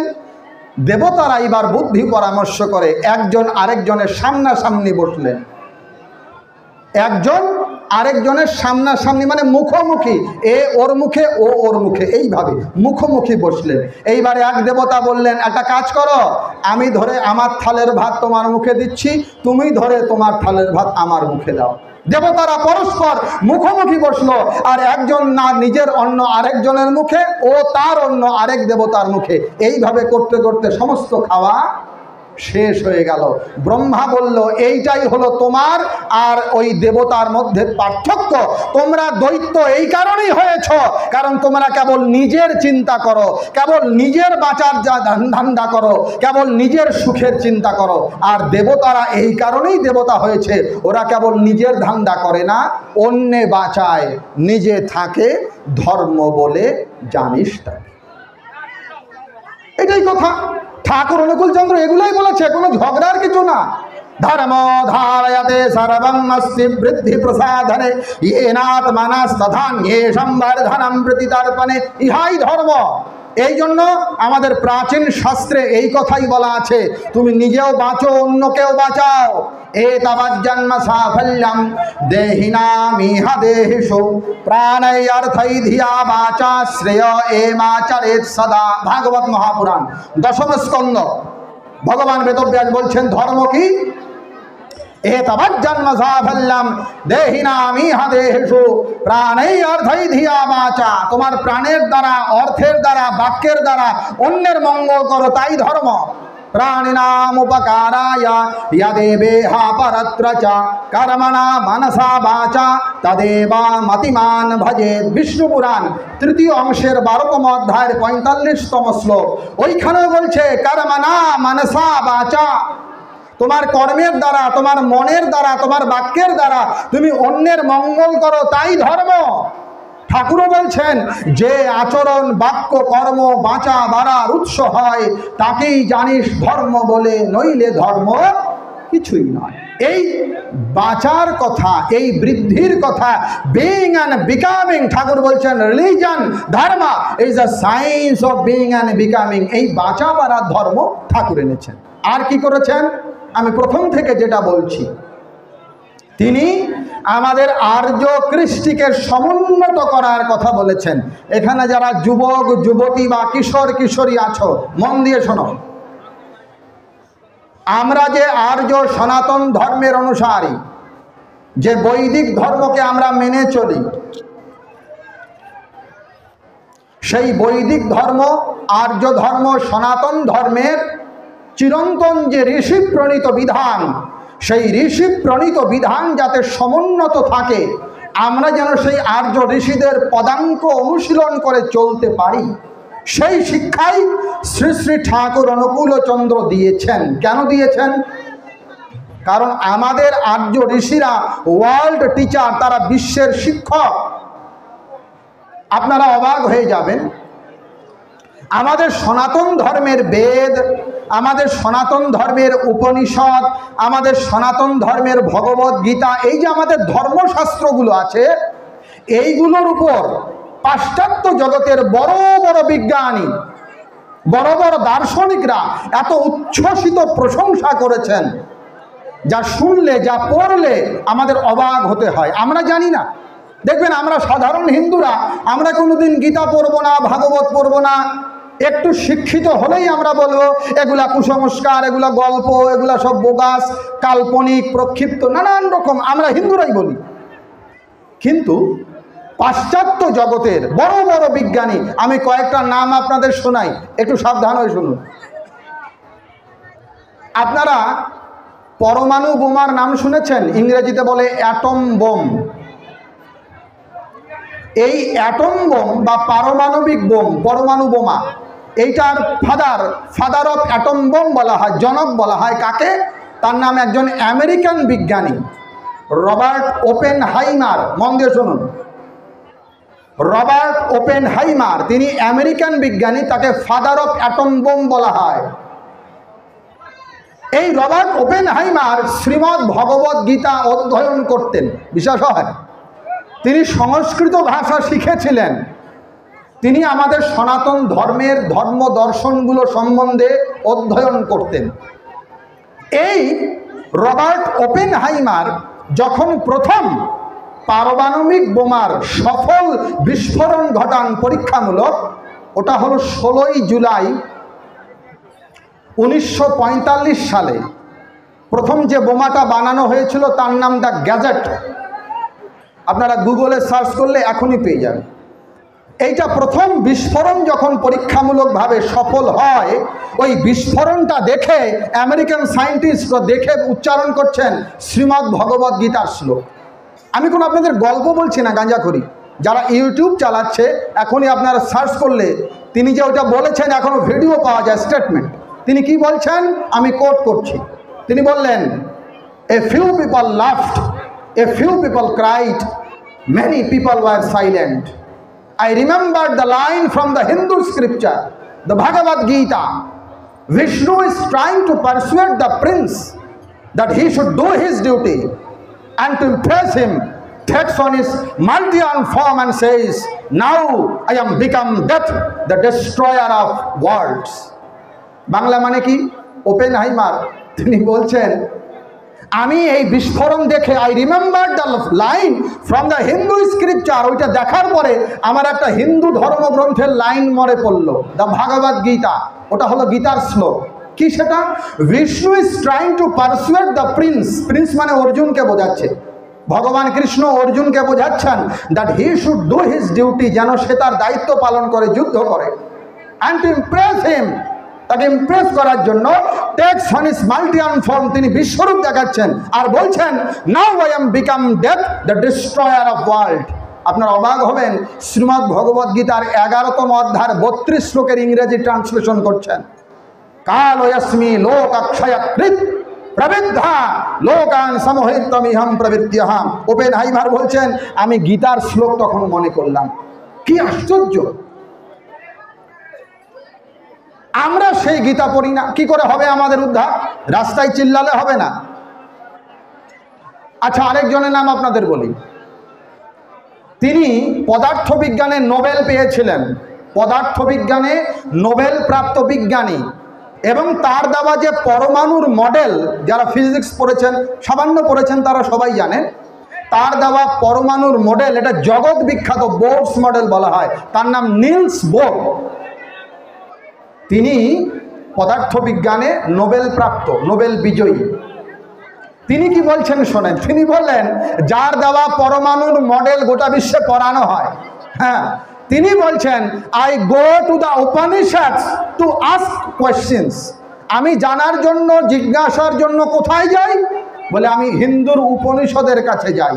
বইটার নাম হলো গড ইজ নট ওয়ান।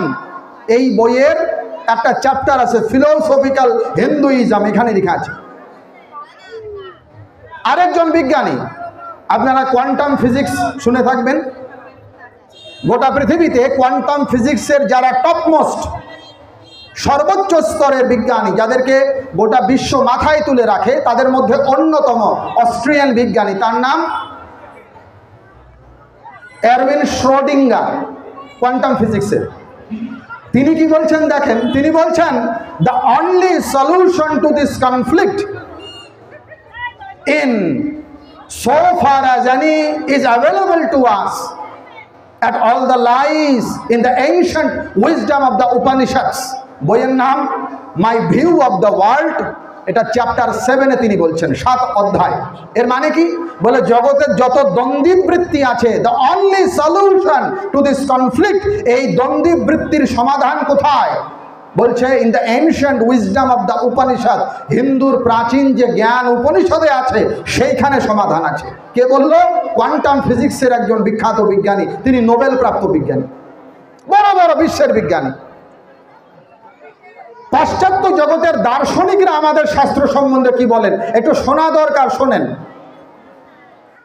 পাশ্চাত্য জগতের দার্শনিক, জার্মান ফিলোসোফার তিনি, তার নাম হলো শোপেনহাওয়ার, তার নাম শোপেনহাওয়ার।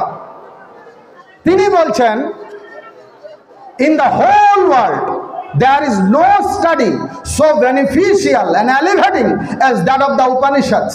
এই গোটা বিশ্বে উপনিষদের মতো, বেদের মতো এত উপকারী এবং বিবর্ধিত জ্ঞান আর কোথাও নাই। জার্মান দার্শনিক। আবার তিনি বলছেন যে গোটা বিশ্বের মানবীয় জ্ঞান বা প্রজ্ঞার যদি সর্বোচ্চ স্তর কিছু হয় সেটা হলো বেদ। The greatest exposition we find in the Vedas, the fruit of highest human knowledge and wisdom, বইটার নাম দ্য ওয়ার্ল্ড অ্যাজ উইল, এর প্রথম খণ্ডের 458 পৃষ্ঠায় বলছেন। তাহলে দার্শনিকরা আমাদের শাস্ত্র প্রশংসা করছেন, বিজ্ঞানীরা আপনারা অবাক হয়ে যাবেন, বড় বড় চিকিৎসা বিজ্ঞানী, আমাদের মহর্ষি চরকের বই চরক সংহিতা, মহর্ষি সুশ্রুতের সুশ্রুত সংহিতা, এগুলো বড় বড় চিকিৎসা বিজ্ঞানীরা তারা পড়ায়, বিশ্বের বিভিন্ন নামি দামি বিশ্ববিদ্যালয়ে এগুলো পড়ানো হয়। আমাদের ভগবান মনুর দেওয়া মনু সংহিতা, যাজ্ঞবল্কের দেওয়া যাজ্ঞবল্ক সংহিতা, এগুলো আইন ব্যবস্থা নিয়ে যারা গবেষণা করে তাদের পাঠ্যপুস্তক বিভিন্ন জায়গায় বিভিন্ন পর্যায়ে পড়ানো হয়। কিন্তু আফসোস কি আমরা জীবনে পড়ি নাই, নামই শুনি নাই। তো এই জন্য আমরা যে আমাদের আর্য কৃষ্টিটা ভুলে গেলাম। ঠাকুর অনুকূলচন্দ্র এই জন্য ছড়াবাণীতে বলছেন, অমর রহুক আর্যবাদ, জাগুক উঠুক আর্য জাত, আর্য কৃষ্টির যা ব্যাঘাত, খড়গে তোরা কর নিপাত। এই আর্য কৃষ্টিকে জাগরিত করবার জন্য তিনি এসেছেন। তাই তাকে ধরলে বা শ্রী শ্রী ঠাকুরকে গ্রহণ করলে কাউকে বাদ দেওয়া হয় না। সেটা শ্রীকৃষ্ণ হোক, শ্রী চৈতন্য হোক, শ্রী রামকৃষ্ণ হোক, শ্রী রামচন্দ্র হোক বা যেই হোক, তাকে গ্রহণ করার মধ্য দিয়ে কেউ বাদ পড়ে না, বরং তাকে ধরার মধ্য দিয়ে ওই পূর্ব যারা তাদের প্রতি আরো বেশি করে আমাদের শ্রদ্ধা হয়, আমাদের মাথাটা আরো শ্রদ্ধায় অবনমিত হয়। ঠাকুরকে ধরে আমরা তাই শিখেছি। এই জন্য ঠাকুরকে ধরে আমরা কাউকে নিন্দা করি না। ওই মহাপুরুষ খারাপ, ওই সংগঠন খারাপ, ওদের কাছে গেলে নরকে যাবে, কেবল আমাদের কাছে আসলেই মুক্তি, এগুলো আমরা বলি না। আমাদের ঠাকুর এগুলো শেখায়নি। হ্যাঁ, ঠাকুর কি বলছেন, যে মতেই যারা দীক্ষিত হোক, মন দিয়ে শুনুন ঠাকুরের বাণী, যে মতেই যারা দীক্ষিত হোক, সৎ শিষ্ট যারা সঙ্গতীত, আত্মীয় বলে তাদের যেন ব্যবহারে হয় না তারা পতীত। যে মতের যারা দীক্ষিত হোক, তারা যদি সৎ হয়, শিষ্ট হয়, তাদেরকে আত্মীয় বলে মনে করবে। ঠাকুর বলছেন অন্য গুরুদেরকে কেমন ভাবে দেখতে হয়, ঠাকুরের বাণী শোনাই। তিনি বলছেন, মতবাদের যারাই গুরু, পূর্বতনের সঙ্গতি থাকে যদি, তাদের পায়ে রাখিস প্রিয় প্রণতি। যারা মতবাদের গুরু, তারা যদি পূর্বপুরণী হয়, তাদেরকে প্রণাম করবে। এই জন্য আমরা সৎসঙ্গীরা নিগমানন্দ দেবকেও প্রণাম করি, আমরা সৎসঙ্গীরা প্রভু জগৎবন্ধুকেও প্রণাম করি, আমরা সৎসঙ্গীরা বাবা লোকনাথ ব্রহ্মচারীকেও প্রণাম করি, আমরা সৎসঙ্গীরা বামা খাপাকেও প্রণাম করি, আমরা সৎসঙ্গীরা প্রত্যেকটা মহাপুরুষকে,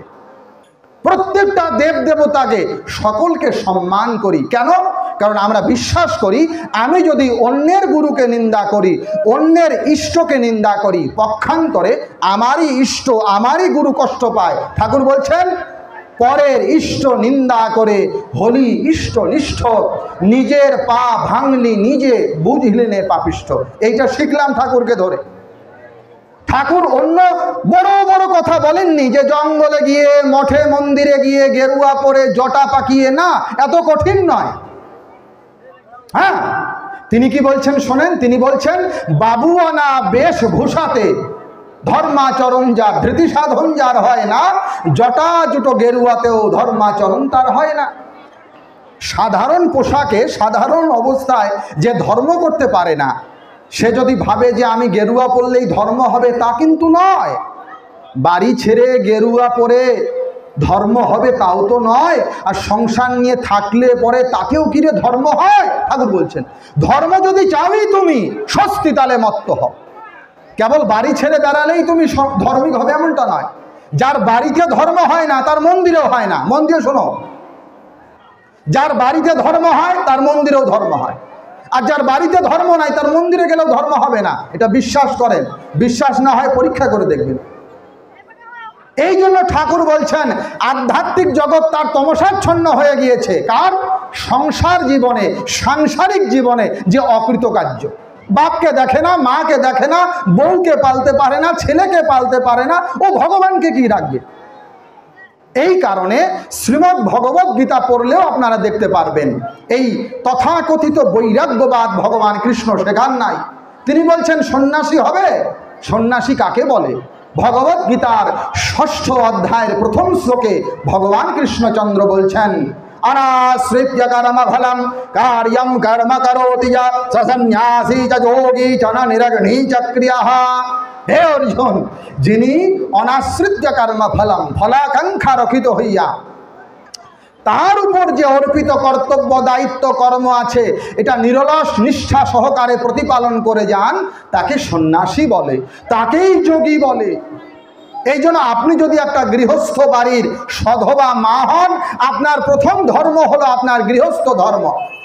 হ্যাঁ, আপনার প্রথম ধর্মই হলো আপনার স্বামী সেবা, আপনার প্রথম ধর্মই হলো আপনার ছেলেমেয়ের শুশ্রূষা, আপনার শ্বশুর শাশুড়ির দেখা। ঠাকুর তাই বলেছেন।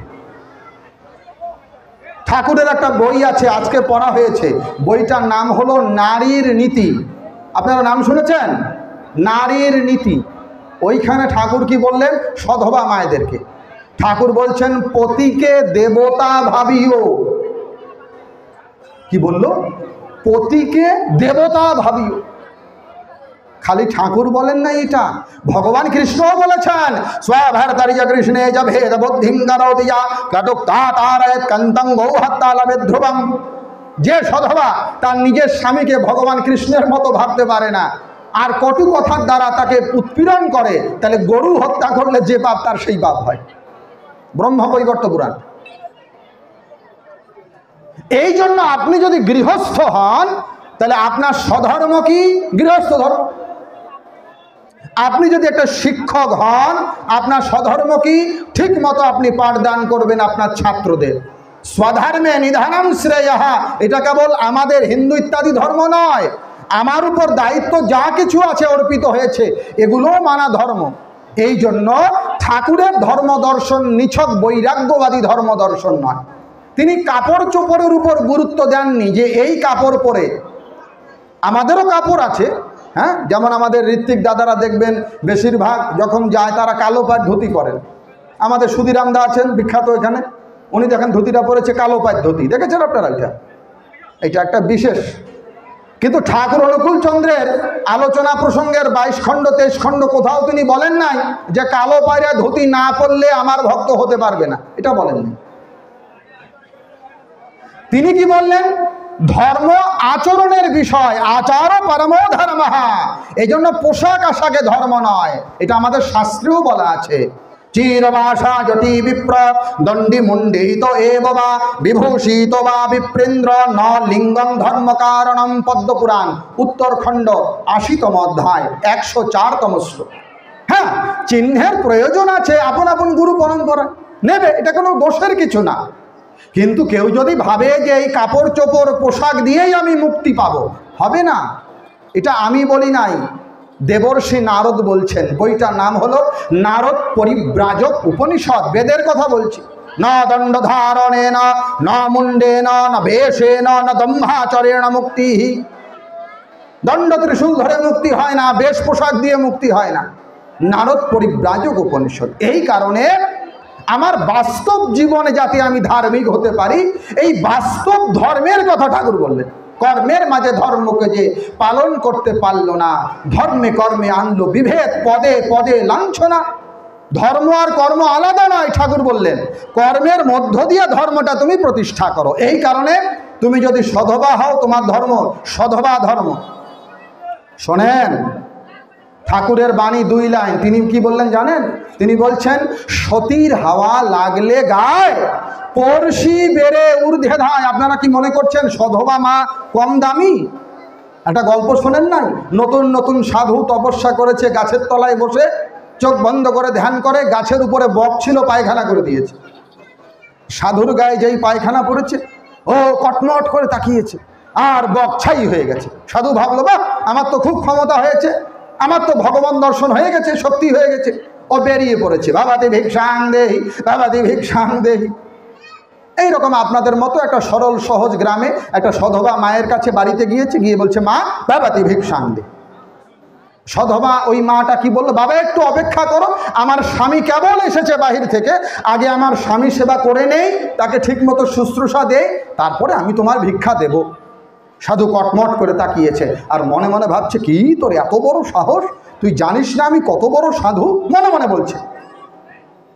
আর ওই সধবা মা মুচকি হেসে বল, এটা গল্প নয়, আমাদের শাস্ত্রে আছে, আমি বাংলায় টাইম নাই, সংক্ষেপে বলছি। ওই সধবা মা মুচকি হেসে বলছে, বাবা আমি কিন্তু জঙ্গলে থাকা ওই গাছের উপরে বসা বক পাখি নই যে তোমার চোখের কটমট চাহনিতে আমি ছাই হয়ে যাব। অবাক হয়ে গেল সাধু, ওই গহীন অরণ্যে তপস্যা করেছি, এটা আমি জানি আর ওই বক পাখি জানে আর আমার গোবিন্দ জানে, এ মহিলা জানে কি করে? নিশ্চয়ই এ কঠিন সাধনা করে। বলে, মা তুমি এমন কি সাধনা করো, এমন কি জপ তপ করো, এমন কি ব্রত উপবাস করো, তোমার এই ক্ষমতা হয়েছে? ওই সরল সহজ গ্রাম্য মহিলা বলছে, বাবা আমি অত জপ তপ ভজন সাধন জানি না, আমি আমার সংসার ধর্ম পালন করি আর ভগবান জ্ঞানে আমি স্বামী সেবা করি, বাস এই স্বামী সেবার বলে খালি এ জন্ম নয়, তোমার আগের জন্মের খবরও আমি জানি। এই জন্য ঠাকুর অনুকূল চন্দ্র বলছেন, সতীর হাওয়া লাগলে গায়, পড়শি বেড়ে ঊর্ধ্বে দায়। সতী হতে হবে, নারী হতে জন্মে জাতি। মায়েদের অনেক মহিমা, অনেক দায়িত্ব একটা সুসন্তান জন্ম দেওয়ার জন্য। তাই ঠাকুর বিবাহ সংস্কারের উপর জোর দিয়েছেন, যেমন তেমন বিয়ে নয়, বিয়ের বিধি অনুসারে বিয়ে করতে হবে। ভার্যায়মুপেচ্ছেদ সজাতাং নগ্নিকাং ব্রহ্মচারিণীম অশোগোত্রাম হিরণ্যকেশী গৃহীয় সূত্র। সজাতা অশোগোত্রা বিধিপূর্বক যা যিনি বিবাহযোগ্যা, এমনতর স্ত্রীকে, এমনতর কন্যাকে বিবাহ করো। বিবাহের মধ্য দিয়ে সুসন্তান লাভ হয়, এজন্য বিবাহের কথা বলেছেন সুবিবাহ। আর শিক্ষার কথা বলেছেন ঠাকুর। বলে শিক্ষার কথা তো সবাই বলেছে না, ঠাকুর বলছেন degree is not the measure of learning. নামের পিছনে বিএ এমএ, নামের সামনে ডক্টরেট থাকলে সে শিক্ষিত নয়। তাহলে শিক্ষা কি? ঠাকুর বলছেন এডুকেশন শব্দটা ল্যাটিন শব্দ এডুকা থেকে এসেছে। এর অর্থই হলো মনুষ্যত্ব বিকাশের সাধনা। যার মনুষ্যত্ব বোধ, চেতনা বোধ, বিবেক বোধ জাগ্রত আছে সেই শিক্ষিত। আর যার নামের পিছনে বহু ডিগ্রি কিন্তু ভেতরে মানবতা নাই, মনুষ্যত্ব বোধ নাই, সে অক্ষর জ্ঞান সম্পন্ন হতে পারে কিন্তু অশিক্ষিত নিশ্চয়। এই কারণে ঠাকুর বললেন, বিদ্যালয়ে ছেলে মেয়ে যতই বিদ্যা শিখুক না, বাড়ির শিক্ষা সুষ্ঠু নইলে শিষ্ট স্বভাব হয়ই না। ভক্তমণ্ডলী, আমি এজন্য আপনাদের বলতে চাচ্ছি, বহু কথা বলার আছে, অনেক সময় হয়ে গিয়েছে। শ্রী শ্রী ঠাকুরের যে জীবন দর্শন, যে ধর্ম দর্শন, সেটা সেই প্রাচীন মুনি ঋষি আর্য পরম্পরারই ধারাবাহিক ক্রমোন্নতি। তাকে ধরার মধ্য দিয়ে আমি আমার প্রত্যেকটা অবস্থানে, আমি যদি শিক্ষক হই, আমি চিকিৎসক হই, আমি ব্যবসায়ী হই, আমি রাজনীতিবিদ হই, আমি যেই হই না কেন, আমার যেমন বৈশিষ্ট্যই থাকুক না কেন, ঠাকুরকে ধরার মধ্য দিয়ে আপন আপন বৈশিষ্ট্যকে নিয়ে আমি বেড়ে উঠতে পারি, আমি বৃদ্ধি পেতে পারি। এমনতর মূল মন্ত্র, এমনতর জীবনের শিক্ষাই পরম দয়াল দিয়েছেন। তাই আপনাদের কাছে আমার একান্ত আহ্বান, তিনি যে অমৃতের ভাণ্ড, যে জীবনের জীবনীয় বিধান নিয়ে আমাদের সামনে এসেছেন, সেই জীবন বিধানকে জানুন, বুঝুন, আকণ্ঠ পান করুন, আর অনুশীলনের মধ্য দিয়ে বাস্তব চরিত্রে সেইটাকে মূর্তায়িত করার চেষ্টা করেন। কেন? কারণ ধর্ম বাস্তবতার বিষয়, আবেগী বিষয় নয়। খাম খেয়ালে ভজলে গুরু, হতে মানুষ হলি গরু।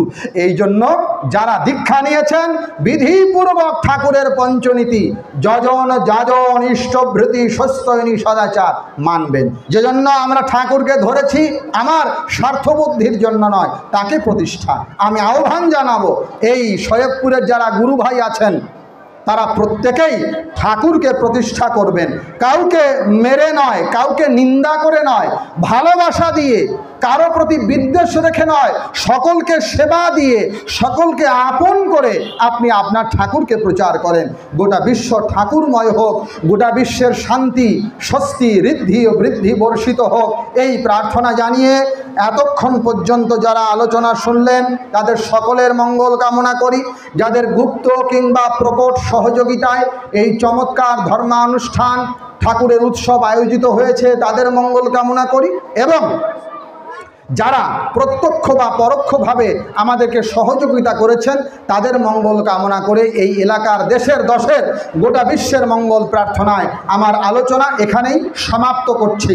সর্বেষাং মঙ্গলাং ভূয়াৎ, সর্বে সন্তু নিরাময়াঃ, সর্বে ভদ্রাণি পশ্যন্তু, মা কশ্চিৎ দুঃখভাগ ভবেৎ।